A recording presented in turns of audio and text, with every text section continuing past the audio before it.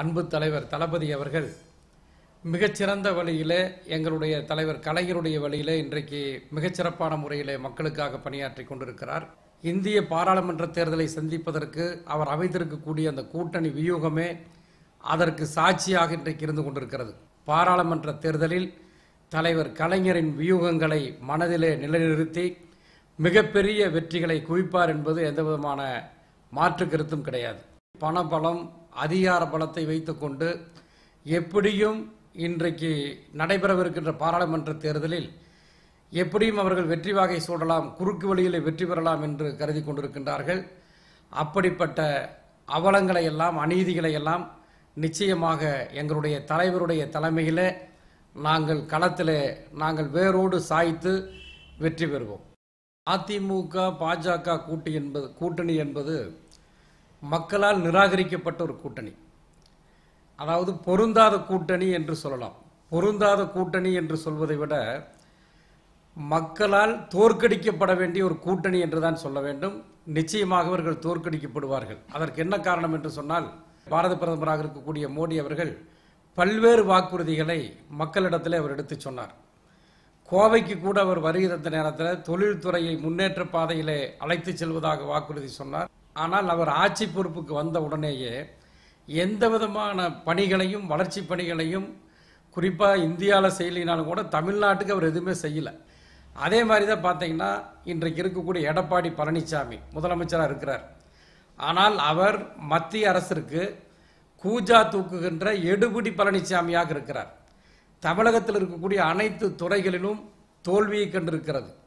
ஊழல்கள் மிக நிறைந்து காணப்படுகின்றது. அரசு துறைகள் அனைத்துமே முடங்கி கிடக்கிறது. ஆகவே இந்த ஆட்சியை தூக்கி எறிய வேண்டும் என்று மக்கள் இன்றைக்கு காத்து கொண்டிருக்கின்றார்கள். ஆட்சிக்கு வந்தவுடன் எங்களுடைய தலைவர் தளபதி அவர்களை பொறுத்த மட்டில் அம்மையார் ஜெயலலிதா அவர்கள் மறைந்த நேரத்தில் கூட மிகுந்த வருத்தம் அடைந்தார்.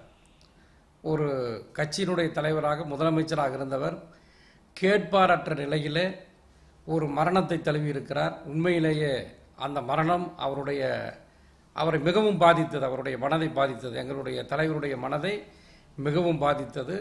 அந்த அடிப்படையில் நிச்சயமாக ஏதோ நடந்திருக்கிறது என்பது எங்களுடைய தலைவருக்கு தெரியும். ஆகவே அவரை பொறுத்த மட்டும் நியாயமான முறையில் விசாரணை நடத்துவதற்கு நிச்சயமாக அவர் சொன்னதை செய்வார்.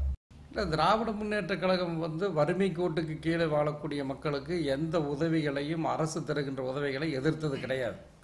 இது ஒரு தவறான தகவல். அப்படி வழங்கப்படுகின்ற அந்த நிதி உதவி சரியான முறையில் அந்த மக்களுக்கு சென்றடைய வேண்டும் என்பதுதான் திராவிட முன்னேற்ற கழகத்தினுடைய குறிக்கோளை தவிர திராவிட முன்னேற்ற கழகம் எதிர்க்கவில்லை. இதே கோவையில் பல இடங்களில் அதிமுகவினுடைய அலுவலகங்களில், அதிமுக நிர்வாகிகளுடைய அலுவலகங்களில் பல இடங்களில் பார்த்தீங்கன்னா அந்த 2000 ரூபா வாங்குறதுக்கு உண்டான படிவங்கள் வழங்கப்பட்டன. அதிமுக அலுவலகம் என்ன அரசு அலுவலகமா? பல இடங்களில் அதிமுக ஆஃபீஸில் பூரா கூட்டம். என்னன்னு கேட்டால் அந்த படிவம் கொடுக்கறதுக்கு 50 ரூபா 100 ரூபா வாங்குறாங்க. ஆகவே இதையெல்லாம் மக்கள் பார்த்து கொண்டிருக்கின்றார்கள்.